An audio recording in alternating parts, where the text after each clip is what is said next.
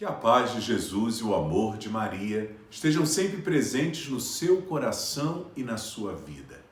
Quinta-feira, dia 6 de agosto, a igreja celebra hoje o dia da transfiguração do Senhor. O Evangelho de Mateus está no capítulo 17, versículos de 1 ao 9. Jesus tomou consigo Pedro, Tiago e João, seu irmão, e os levou a um lugar à parte sobre uma alta montanha. E foi transfigurado diante deles. O seu rosto brilhou como o sol e as suas roupas ficaram brancas como a luz. Nisto apareceram-lhes Moisés e Elias conversando com Jesus.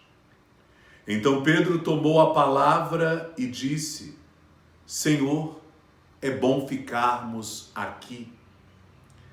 Se queres, vou fazer aqui 3 tendas, uma para ti, outra para Moisés e outra para Elias. Pedro ainda estava falando quando uma nuvem luminosa os cobriu com sua sombra. E da nuvem uma voz dizia: Este é o meu filho amado, no qual eu pus todo o meu agrado. Escutai-o. Quando ouviram isso, os discípulos ficaram muito assustados e caíram com o rosto em terra. Jesus se aproximou, tocou neles e disse: Levantai-vos, não tenhais medo. Os discípulos ergueram os olhos e não viram mais ninguém, a não ser somente Jesus. Quando desciam da montanha, Jesus ordenou-lhes: Não conteis a ninguém esta visão, até que o Filho do Homem tenha ressuscitado dos mortos. Palavra da salvação, glória a vós, Senhor. Prezados irmãos e irmãs em Cristo, no alto do monte Tabor, Jesus se transfigura, quer dizer, a sua realidade divina se põe sobre a realidade humana. O humano dá espaço para o divino. O rosto de Jesus brilha então como o sol e suas vestes ficam tão brancas como a neve. Jesus está preparando aqueles 3 pobres apóstolos para a sua paixão e morte, plantando no coração daqueles homens a certeza de que ele sofreria, morreria, mas haveria de ressuscitar. Quando o lado divino se sobrepõe ao humano, Jesus está querendo ensinar que um Deus não morre jamais. O humano morreria crucificado, mas o divino permaneceria vivo. E depois de 3 dias haveria de tocar novamente o humano, que se encheria da glória e ressuscitaria. O transfigurado é, sem dúvida alguma, a figura do Cristo glorioso, que nos ensina nesta quinta-feira que para ver o Cristo glorioso, antes é preciso existir o Cristo crucificado, chagado, ferido, humilhado. Ao lado de Jesus transfigurado, Mateus coloca a figura de Moisés e a figura de Elias. Para muitos católicos, esta imagem traz certos questionamentos, porque é uma imagem contraditória à nossa doutrina. Falar com os mortos podem aparecer.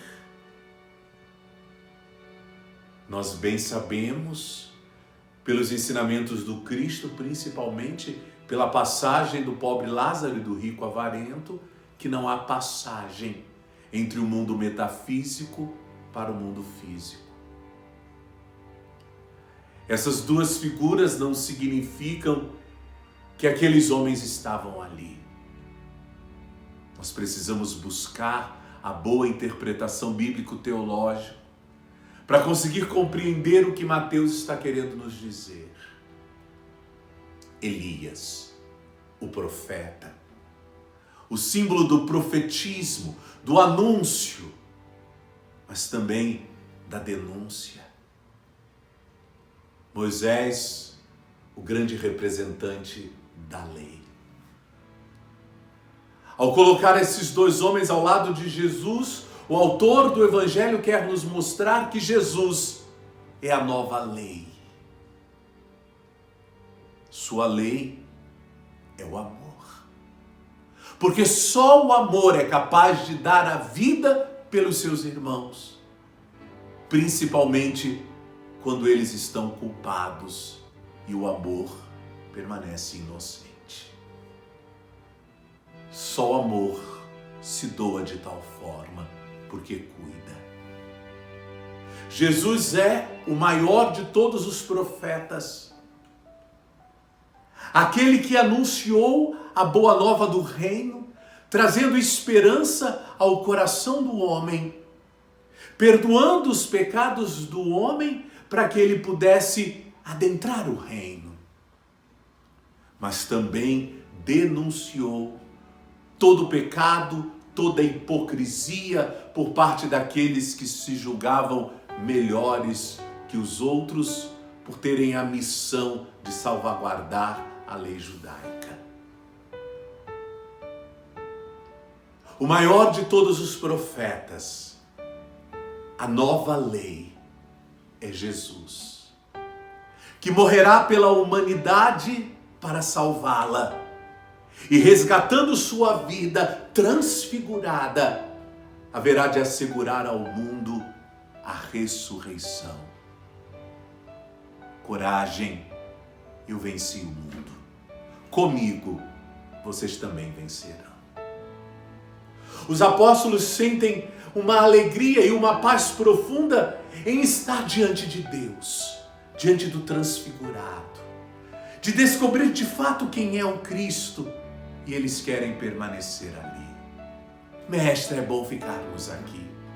Vamos construir 3 tendas, uma para ti, outra para Moisés e outra para Elias. Mas o Senhor mostra que é preciso seguir adiante. A experiência que fazemos do Cristo crucificado ressuscitado não pode ficar trancafiada no nosso interior. Pois a experiência que temos é para que possamos confirmar na fé os nossos irmãos. Tal como aconteceu no batismo de Jesus, acontece hoje no alto do Tabor, uma nuvem, símbolo do Pai, presença de Deus naquele lugar, fala, dá o seu testemunho acerca do Filho. Este é o meu Filho muito amado, escutai. Quer dizer, este é o Messias esperado por vocês. Este é Deus que se fez homem. Escute o que ele diz. E um dia vocês também serão homens transfigurados, porque vencerão a morte e ressuscitarão. A presença de Deus muitas vezes nos amedronta, porque temos consciência das nossas misérias, dos nossos pecados, da nossa infidelidade. Mas Jesus ergue aqueles homens para dizer: não tenham medo. Não tenham medo do Pai. Não tenham medo da experiência divina que fizeram nesta montanha, porque Deus vem até vocês não para julgar, mas para perdoar. Deus é misericórdia. Não precisam ter medo. Não precisam se julgarem inferiores. Levantem, vamos voltar para casa. E Jesus então pede para que aqueles 3 apóstolos não conte nada do que experimentaram ali no Tabor aos outros, que este testemunho seja dado depois da ressurreição de Jesus. Aqueles homens então têm nas mãos a missão de sustentar os outros na fé, de se fortalecerem na certeza de que a cruz não deterá o Cristo, ele ressuscitará e a ressurreição será de fato a certeza da nossa vitória, vitória de Deus na vida do homem. Assim, queridos irmãos e irmãs, neste dia em que a igreja celebra a transfiguração do Senhor, só uma coisa eu posso dizer-vos: em Jesus nós podemos confiar. E se você confia que Ele é Deus conosco, o Emanuel, escute-o. Pois escutar o Cristo é ser um dia transfigurado. Mas não precisamos esperar o final dos tempos para ver a nossa transfiguração. Vencer cada dia, cada problema, cada enfermidade, cada dissabor, é fazer a experiência da transfiguração, do poder de Deus em nossas vidas. Pois com Deus tudo nós podemos. Afinal, tudo posso naquele que me fortalece. Fiquem com Deus e fiquem com a sua bênção de Pai, de Filho e de Espírito Santo. Amém.